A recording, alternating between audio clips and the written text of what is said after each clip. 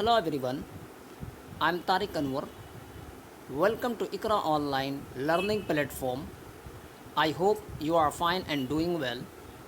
Today I'm going to discuss about the parts of speech.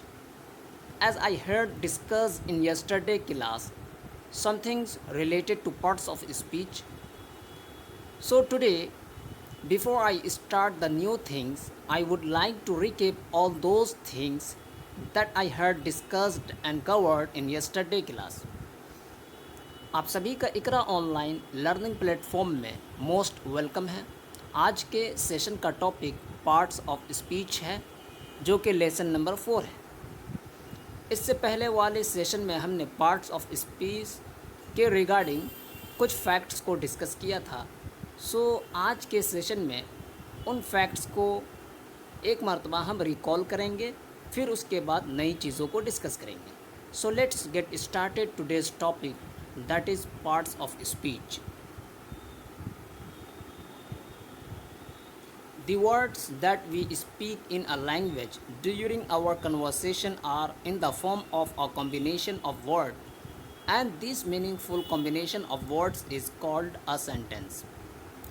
कि वो अल्फाज, वो वर्ड्स जिसे हम अपने कन्वर्सेशन के बीच किसी भी लैंग्वेज में बोलते हैं, बेसिकली वो वर्ड्स कॉम्बिनेशन की शक्ल में हुआ करते हैं, और ये मीनिंगफुल कॉम्बिनेशन ऑफ वर्ड्स को ही सेंटेंस कहा जाता है। For example, Abdullah is a doctor, कि अब्दुल्ला एक डॉक्टर है। Let's see the above sentence is a combination of many words. तो इस सेंटेंस में बहुत सारे वर्ड्स का कॉम्बिनेशन पाया जा रहा है, और ये सब के सब मीनिंगफुल हैं, इस वजह से इसे सेंटेंस कहते हैं। According to the rules, these words have different names, के रूल्स के अकॉर्डिंग इन वर्ड्स के डिफरेंट नेम्स हुआ करते हैं, और इन्हीं डिफरेंट नेम्स को पार्ट्स ऑफ स्पीच कहा जाता है। This different names are called parts of speech. It means components of the words, के अल्फाज का, वर्ड्स का components. And the next thing is, English grammarians have set out some of their tasks to use English words correctly. इसमें यह कहा गया है कि इंग्लिश ग्रामेरियन ने कुछ टास्क को स्पेसिफाई किया है इंग्लिश वर्ड को सही तौर पर करेक्टली यूज़ करने के लिए। For example, when the word correct and correctly is used in a sentence, the two functions are different. जब हम इन दो वर्ड्स को, करेक्ट और करेक्टली को, किसी भी सेंटेंस में, जुमले में इस्तेमाल करते हैं, यूज़ करते हैं, तो इन दो वर्ड्स के अलग अलग डिफरेंट फंक्शंस हुआ करते हैं। Like Afreen speaks English correctly, if we write it Afreen speaks English correct, then the sentence will be wrong. कि फॉर एग्ज़ाम्पल, फर्स्ट सेंटेंस को अगर हम देखें, जिसमें कहा गया है आफरीन स्पीक्स इंग्लिश करेक्टली, कि आफरीन इंग्लिश सही तौर पर बोला करती है, ये सेंटेंस अपने आप में बिल्कुल सही है, करेक्ट है। अगर इस सेंटेंस को हम इस तरह से लिखें, आफरीन स्पीक्स इंग्लिश करेक्ट, तो ये सेंटेंस रॉन्ग हो जाएगा। It is necessary to use correct words to write correct English. Correct English को लिखने के लिए करेक्ट वर्ड्स का यूज़ करना नेसेसरी है। And the next one is, how do we use the right words to describe a particular meaning in a sentence. के ये questions है कि किसी भी सेंटेंस में एक पर्टिकुलर मीनिंग को डिस्क्राइब करने के लिए हम किस तरह से एक सही वर्ड का इस्तेमाल करें। The answer to the question is, we need the parts of speech to solve it. इस तरह के प्रॉब्लम से बचने के लिए, इस तरह के प्रॉब्लम को सॉल्व करने के लिए पार्ट्स ऑफ स्पीच का जानना ज़रूरी है।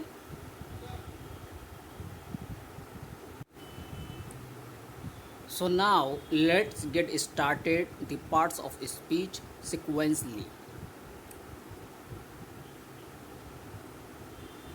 The first one is noun. What is noun? The name of a person, place or thing is called a noun. Noun किसे कहा जाता है? किसी भी व्यक्ति, जगह या किसी भी चीज़ के नाम को नाउन कहा जाता है। For example Nitish, Nadeem, book, laptop, life etcetera, ये क्या है? नाउन कहलाते हैं। And the second one is pronoun. It is also called substituting word. Words that are used in place of nouns are called pronouns. Pronouns किसे कहा जाता है? जो वर्ड्स नाउन्स की जगह पर यूज़ किए जाते हैं, इस्तेमाल किए जाते हैं, उसे प्रोनाउंस कहा जाता है। For example Salman is a good boy, Salma is gorgeous girl, the chair is new etcetera. यहाँ पर 3 एग्जाम्पल दिए गए हैं। In the first of these examples let me use he instead of Salman. कि इन तीनों एग्जाम्पल में से पहले वाले में Salman is a good boy, अगर हम सलमान की जगह पर ही को यूज़ करते हैं। And in second example she instead of Salma, Salma की जगह पर शी को यूज़ करना।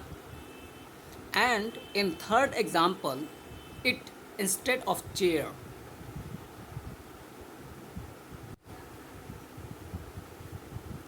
It instead of chair, so it is called pronoun.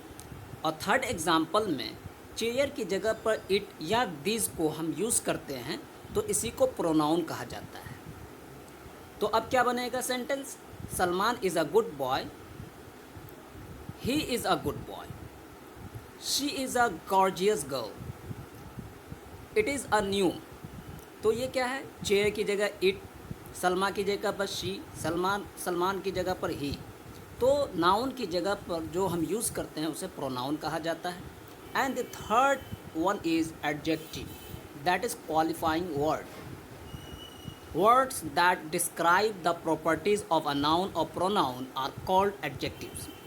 कि वो वर्ड्स और अल्फाज जो किसी नाउन या प्रोनाउन की प्रॉपर्टीज़ को डिस्क्राइब करे उसे एडजेक्टिव कहा जाता है। For example the hard working boy read article. So in this example the word hard working in this sentence it's adjective because it is characterizing the boy. तो ये example है दी hard working boy read article, कि एक मेहनती लड़का वो article को पढ़ता है, मजमून को पढ़ता है। तो हार्ड वर्किंग इस सेंटेंस में एडजेक्टिव है।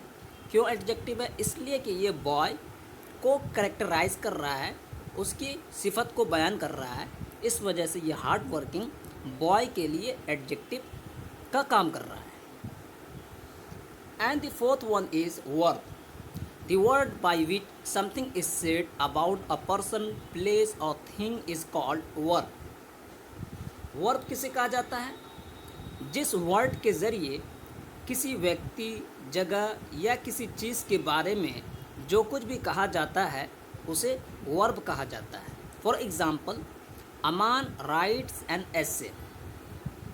इन this sentence the word right is called verb, कि अमान एक एसे को लिखता है।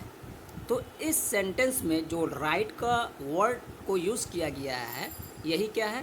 वर्ब है, जो अमान के बारे में बतला रहा है कि वो एक एसे को लिखता है।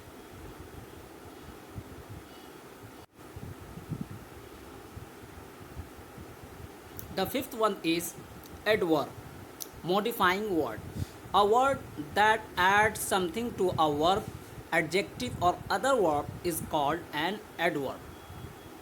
Adverb किसे कहा जाता है? जिसे हम उर्दू में फ़ेल मुताल्लिक भी कहते हैं।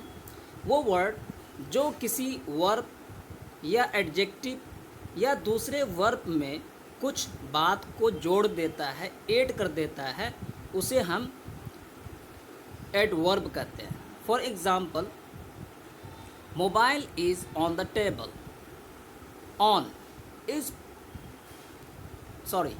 The car is very beautiful, कि कार बहुत ही खूबसूरत है। तो very is use as adverb in this sentence.